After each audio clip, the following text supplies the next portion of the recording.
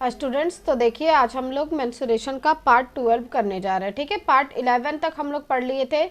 Part 11 में हमने घन और घनाभ के बारे में आपको उसका फार्मूला बताया था, उसके बारे में समझाया था, घनाभ किसे कहते हैं, उसका हम लोग क्षेत्रफल, परिमाप, आयतन कैसे निकालेंगे वो हम उसके बारे में पढ़े थे। ठीक है, आज हम उसके कुछ क्वेश्चन करेंगे। इस क्वेश्चन को मैं कल ही करवा रही थी, लेकिन कुछ टेक्निकल प्रॉब्लम के कारण वीडियो रुक गया था, जिसके वजह से ये क्वेश्चन नहीं हो पाया था। तो ये क्वेश्चन आज हम आपको करवाएंगे और ये बहुत इंपॉर्टेंट क्वेश्चन होता है। ठीक है, इतना इम्पॉर्टेंट होता है कि मतलब इसमें बहुत ज़्यादा बच्चे फंस भी जाते हैं और ये क्वेश्चन बहुत ज़्यादा इंपॉर्टेंट होता है। ठीक है, और बच्चे कर नहीं पाते हैं, तो इसीलिए मैं इस क्वेश्चन को सबसे पहले इस चैप्टर में करवा रही हूँ, क्योंकि जो सिंपल क्वेश्चन होते हैं वो तो सारे बच्चे कर लेते हैं, लेकिन इस तरह के क्वेश्चन में बच्चे फंस जाते हैं।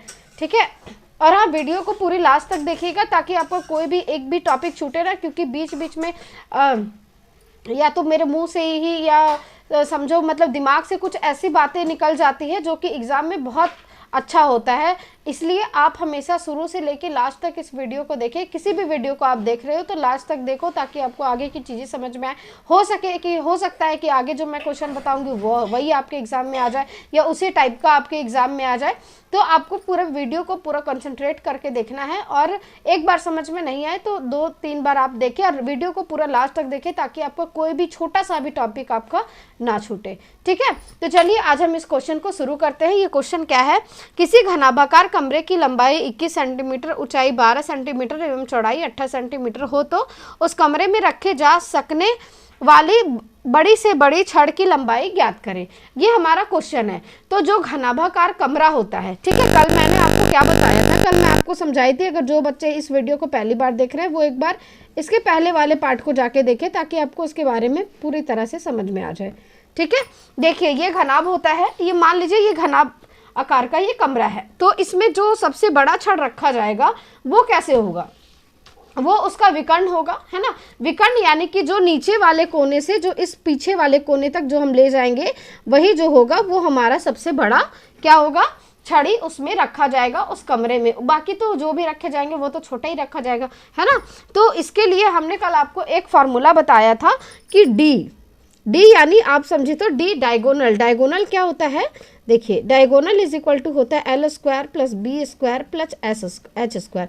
ये फार्मूला हम आपको कल ही करवा चुके थे। तो इसी फार्मूले से इस क्वेश्चन को हम बनाएंगे और बहुत आसान तरीके से बनाएंगे। आपको एग्जाम में इतनी सारी चीज़ें लिखने की भी जरूरत नहीं है, बस आपको डायरेक्टली स्क्वायर और क्यूब याद होना चाहिए, बस आपका आंसर तुरंत आ जाएगा। ठीक है, L² यानी L हमारा कितना है, लंबाई 21 सेंटीमीटर स्क्वायर है और चौड़ाई आपका 12 सेंटीमीटर स्क्वायर है और ऊंचाई इसका 28 सेंटीमीटर स्क्वायर है। ठीक है, ये है इसका। अब देखिए 21 का स्क्वायर कितना होता है, 441 होता है, 12 का स्क्वायर 144 होता है और 28 का स्क्वायर आपका हो जाएगा 784।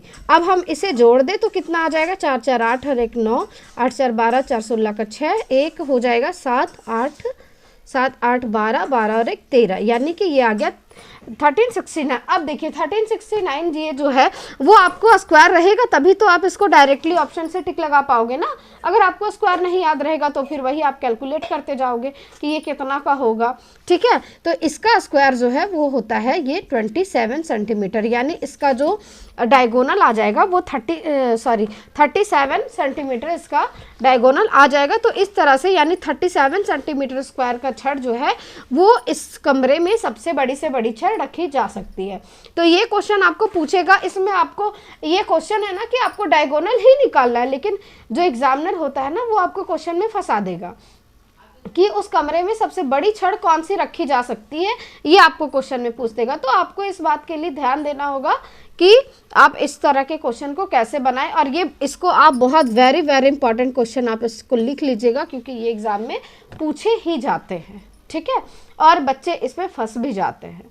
तो ये आपका जरूरी नहीं है ये सिर्फ SSC GD में ही आपको पूछा जाएगा, बल्कि आप SSC CPO का भी एग्जाम दे दे, CGL का भी दे दे, या MTS का दे, या फिर CHSL का दे, या आप कोई भी एग्जाम देंगे ना, अगर SSC के कोई भी एग्जाम देंगे तो आपको इस तरह के क्वेश्चन पूछे जाते हैं। और हाँ, ये तो NTPC आरआरबी के एग्जाम में भी ये क्वेश्चन पूछे जा चुके हैं। अगर आपको यकीन नहीं है तो आप प्रीवियस ईयर के क्वेश्चन उठा के देख ले, ये क्वेश्चन पूछा जा चुका है इस तरह का क्वेश्चन। ठीक है, तो उम्मीद है कि आपको ये क्वेश्चन अच्छे से समझ में आ गई होगी। अब हम चलते हैं नए क्वेश्चन की तरफ। हमारा नया क्वेश्चन क्या है वो हम देखते हैं।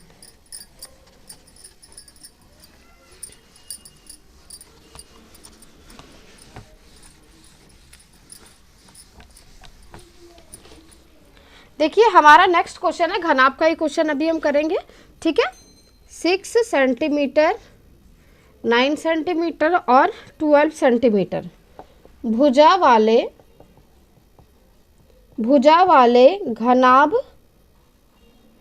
वाले घनाभ में को घनाभ से काट कर कम से कम, ये आपको याद रखना है, कम से कम कितने घन बनाए जा सकते हैं, ये आपका है क्वेश्चन। यानी कि इसमें आपको पूछा क्या है कि अगर कोई घनाभ है, ठीक है, कोई घनाभ है जिसकी भुजा 6 सेंटीमीटर, 9 सेंटीमीटर और 12 सेंटीमीटर है, यानी लंबाई, चौड़ाई और ऊंचाई इसकी दे रखी है। अगर हम उस घनाभ को काटें तो उससे छोटा छोटा कितना घन बन सकता है। यानी कि मान लीजिए अगर ये आपका एक घनाभ है, ठीक है, मान लीजिए अगर ये आपका एक घनाभ है, अब घनाभ से आपको घन बनाना है तो इसमें थोड़ा सा भी बचना नहीं चाहिए, थोड़ा सा भी भाग इसमें बचना नहीं चाहिए। यानी कि अगर इसकी लिए लंबाई है तो इस लंबाई को पूरी तरीके से ये काटना चाहिए, ठीक है।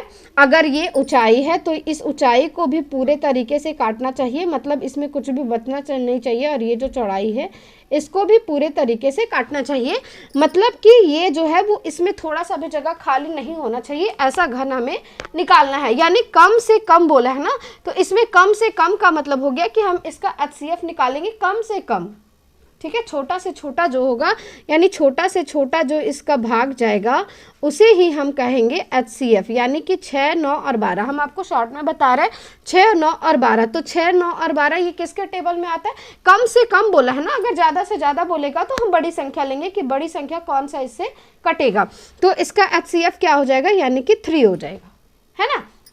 इसका HCF हो जाएगा 3। अब 3 क्या करेंगे, अब हमें क्या, अब हमें घन का आयतन और घनाभ का आयतन, ये दो चीज हमें पता होना चाहिए। तो घन का आयतन और घनाभ का आयतन, घन का आयतन क्या होता है, L, B और H। यानी कि यहाँ पे हम लिख सकते हैं, हम लिख के बता रहे हैं, आपको एग्जाम में लिखने की जरूरत नहीं है। घनाभ का आयतन उससे हम भागा देंगे घन के आयतन को, घन का आयतन, तो इससे हमारा जो है वो पता चल जाएगा कि कितना इसमें घन जो है वो काट कर बनेगा उतने घनाभ में। तो घनाभ की भुजा क्या है, 6 है, 9 है और ये 12 है।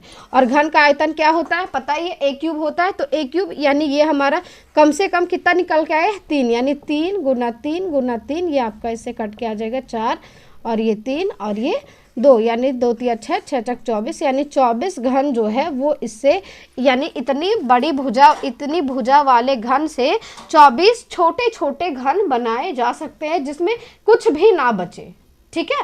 तो इसीलिए अगर कुछ बचेगा तो फिर ये नहीं बनेगा ना, ये घन फिर नहीं बनेगा, तो इसलिए हमने इसका सबसे कम से कम घन लिया है, ठीक है। अगर क्वेश्चन में आपको ज़्यादा से ज़्यादा पूछ दे कि ज़्यादा से ज़्यादा कितनी बड़ी घन वाली भुजा, यानी कितनी बड़ी भुजा वाला घन इसमें बनाया जा सकता है, ठीक है। तो इस तरह के क्वेश्चन को हम ऐसे बनाएंगे, बस दोनों के आयतन को हम डिवाइड दे देंगे। ये आपको क्वेश्चन में नहीं बताएगा कि घन की भुजा क्या है, तो घन की भुजा आपको इसी तरीके से निकालना होगा। अब हम इसमें एक और क्वेश्चन पढ़ लेते हैं कि आपका क्वेश्चन है, देखिए बस हम इसको यहाँ चेंज करते हैं और यहाँ जो कम से कम है वहाँ बड़ी से बड़ी, ठीक है।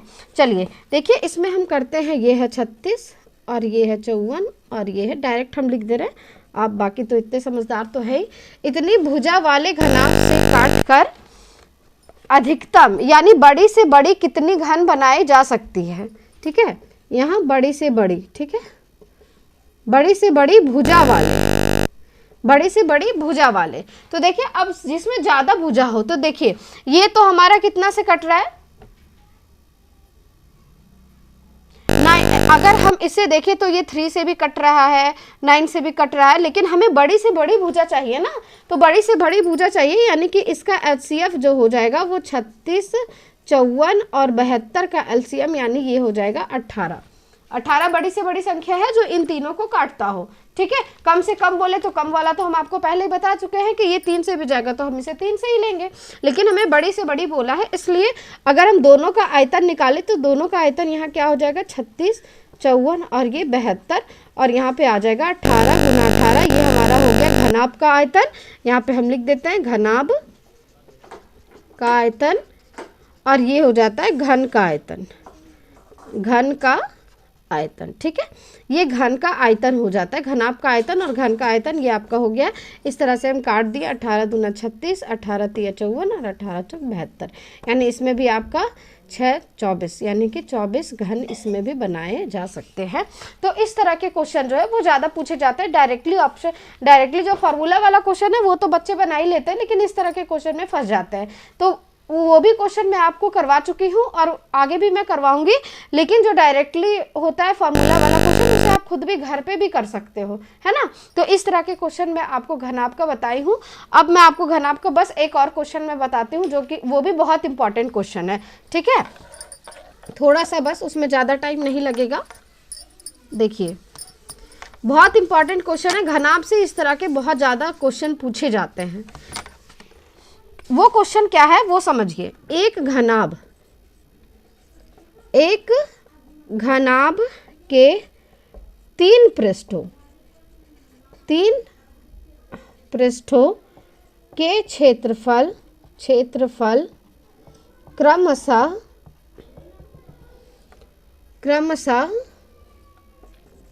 12 centimetre square plus 20 centimetre square plus 15 centimetre square है, तो घनाभ का आयतन ज्ञात कीजिए। ठीक है, देखिए आपको बच्चे जो है वो इसमें बच्चे थोड़ा सा इसमें फंस जाते हैं।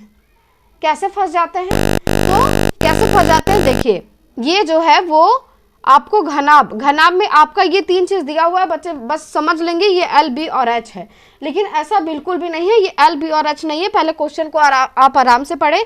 एक घनाभ के 3 पृष्ठों के क्षेत्रफल, 3 पृष्ठ का क्षेत्रफल आपका दे रखा है, इसका मतलब ये है।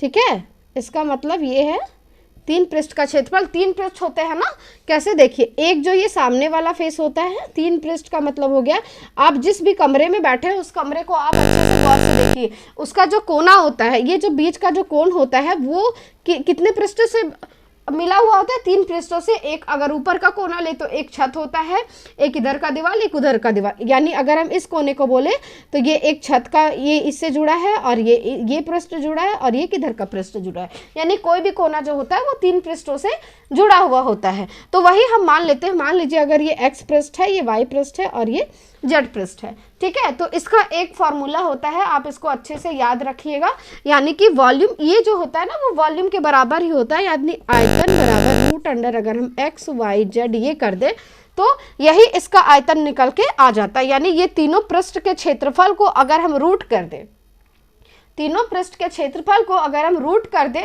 तो उससे इस पूरे घनाभ का आयतन निकल के आ जाता है। ये चीज आपको डायरेक्टली याद रखना है। ये कैसे आया वो भी मैं आपको बता दूंगी, लेकिन फिलहाल अभी हम इस चीज पे ही फोकस करते हैं। ठीक है, ये कैसे आता है, तो ये इसके घनाभ के फॉर्मूला से ही ये बन के आता है। ठीक है, चलिए देखिए, तो इस चीज को हम देखते हैं कैसे। एक्स वाई जेड, अब ये जो है वो इसका क्षेत्रफल है, ना कि इसका भुजा है, आप याद रखिएगा। ठीक है, यानी अब हम इसको सॉल्व करते हैं। एक्स वाई जेड ये दे रखा है 12 और ये दे रखा है 20 और ये है 15। अब हम इसको तोड़े तो कितना हो जाएगा, 2 दूना 4 और 4 तिया 12। इसको तोड़े तो 2 दूना 4 और 4 पचे 20 और इसको तोड़े तो 3 पचे 15, यही हो जाएगा। तो रूट से बाहर करने के लिए हम क्या करते हैं, इसको पेयर करते हैं, है ना। ये इधर मिल जाएगा, ये 3 इधर मिल जाएगा, यानी मिला क्या 2, ये 2 और ये 3 और ये 5।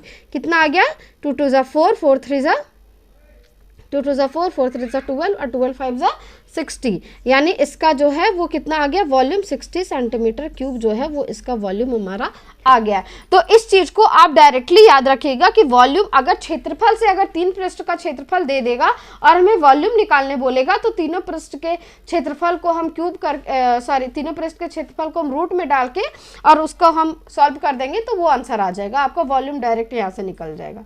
ठीक है, आपको इसमें घबराना नहीं है, क्योंकि बच्चे क्या करते हैं, ये 3 चीज देख लिए बस समझ लेते हैं कि ये एल है, बी है और एच है। लेकिन क्वेश्चन को पहले ध्यान से समझे। एक घनाभ के 3 पृष्ठों का क्षेत्रफल यहाँ पे दे रखा है, 3 पृष्ठ का क्षेत्रफल। ये कोना जो होता है वो 3 पृष्ठों से क्या होता है, घिरा हुआ होता है। तो वही 3 पृष्ठ आपको दे रखा है, बस उसी को रूट कर दे तो ये आपका वॉल्यूम निकल के आ जाएगा। ठीक है, तो आप इस चीज को याद रखेंगे। और हाँ, जब आप किसी भी वीडियो को देखते हैं तो मैंने आपको फर्स्ट में ही बोला था कि आप शुरू से लेकर लास्ट तक देखें, क्योंकि देखिए ये क्वेश्चन तो मैं आपको शुरू में नहीं बताई, मैं तो उस छड़ वाला क्वेश्चन शुरू में बताई थी, और ये भी क्वेश्चन बहुत इंपॉर्टेंट है जो कि मैं लास्ट में बता रही हूँ। अब बहुत बार ऐसा होता है कि मतलब शुरुआत से लेकर लास्ट तक बहुत चीज़ें ऐसी होती है जो कि एग्जाम के लिए बहुत इंपॉर्टेंट हो जाता है, और बच्चे क्या करते हैं कि बस शुरू में थोड़ा सा वीडियो देख के और उसको स्किप कर देते। तो ऐसा बिल्कुल भी नहीं करना। अगर आपको पढ़ने की इच्छा है और आप पढ़ना चाहते हैं तो वीडियो को शुरू से लेके लास्ट तक जरूर देखें। और हाँ, अगर आप हमारे चैनल पे नए हो तो प्लीज़ सब्सक्राइब शेयर कर दें, ताकि और कमेंट भी करें। अगर आपको कोई भी चीज़ में दिक्कत हो तो आप कमेंट भी करें, मैं आपको पर्सनली उस चीज़ को बताऊंगी। ठीक है, चलिए तो अब हम मिलते हैं फिर अगले वीडियो में। नेक्स्ट वीडियो में हम फिर इससे आगे बात करेंगे, और आज का क्लास हम यहीं पे ख़त्म करते हैं। फिर मिलते हैं नेक्स्ट वीडियो में, तब तक के लिए थैंक यू सो मच।